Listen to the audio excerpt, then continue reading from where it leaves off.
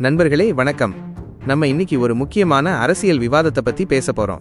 அதுவும் நம்ம கோயம்புத்தூர்ல நடக்கிற அரசியல் யுத்தத்தை பத்தி. கோவையின் சட்டமன்ற உறுப்பினரும் பாஜகவின் தேசிய தலைவர்களில் ஒருவருமான வானதி ஸ்ரீனிவாசன் திமுக அரசு மீது ஒரு கடுமையான குற்றச்சாட்டை முன்வச்சிருக்காங்க. அவங்க என்ன சொல்றாங்கன்னா, கோவையின் சட்டமன்ற உறுப்பினர்களுக்கு திமுக அரசு ஒத்துழைப்பு வழங்குவதில்லைன்னு சொல்றாங்க.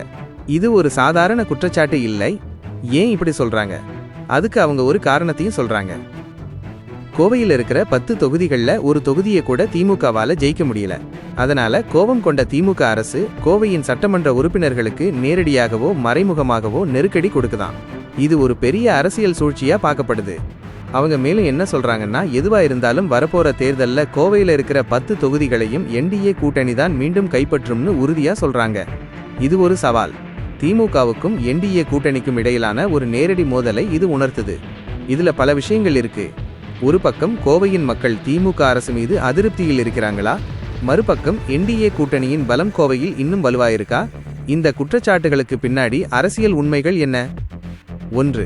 அரசியல் பழிவாங்கும் நடவடிக்கை. எதிர்க்கட்சிகளின் சட்டமன்ற உறுப்பினர்களுக்கு அரசு ஒத்துழைப்பு வழங்காதது ஒரு அரசியல் பழிவாங்கும் நடவடிக்கையா பார்க்க முடியுமா? இது மக்களுக்கான நலத்திட்டங்களை பாதிக்குமா? 2. மக்கள் ஆதரவு. கோவையின் மக்கள் என்டிஏ கூட்டணிக்கு மீண்டும் ஆதரவு கொடுப்பாங்களா? இந்த குற்றச்சாட்டுகள் திமுகவுக்கு ஒரு பின்னடைவாயிருக்குமா? 3. தேர்தல் வியூகம். வரப்போற தேர்தல்ல இந்த குற்றச்சாட்டுகளை என்டிஏ கூட்டணி ஒரு முக்கிய பிரசார ஆயுதமாக பயன்படுத்துமா? இந்த கேள்விகளுக்கு விடை என்ன? உங்க கருத்து என்ன? இந்த குற்றச்சாட்டுகள் சரியானதா? கோயம்புத்தூரில் மீண்டும் என்டிஏ கூட்டணி கோலோச்சுமா? கமெண்ட்ல உங்க கருத்தை பதிவு செய்யுங்க.